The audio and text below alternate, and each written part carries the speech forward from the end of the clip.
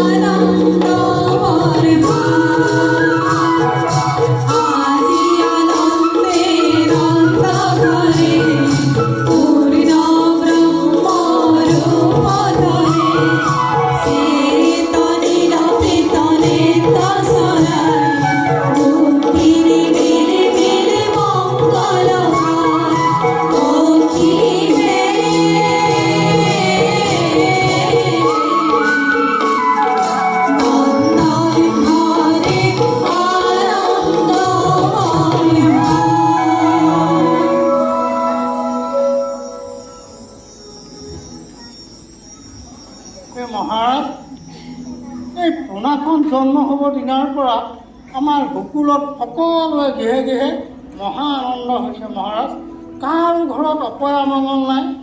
মহাৰাজ, ভাগ্য মহাৰাজ, আপোনাৰো ভাগ্য, লগতে আমাৰ সেই গকুলবাসীও ভাগ্য। মহাৰাজ, হয়, গকুলবাসীৰ ভাগ্যৰ কাৰণে আজি আমাৰ পোনাকৰণৰ উৎসৱটি আয়োজন কৰিছোঁ।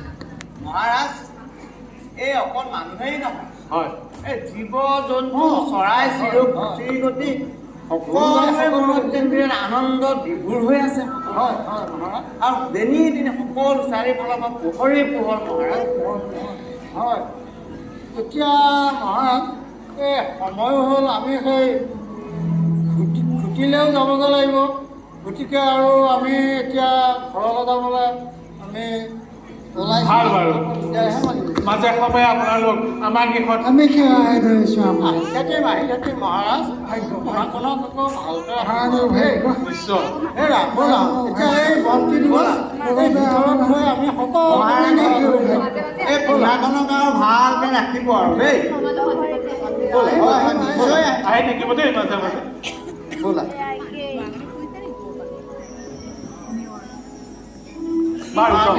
হয় আমি ব'লা সেৱাহে ধৰিছোঁ। ভালকৈ ৰাখিব আৰু দেই তুমি মাজে মাজে আহি আহিছ বাৰু যাওক।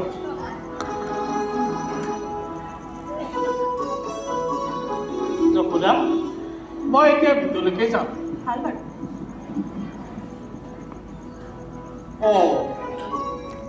সৰুখিনিৰ পৰা মহিলাগৰাকী এইটোলৈকে আহিছে তেওঁকো ভালদৰে আপ্যায়িত কৰিবা।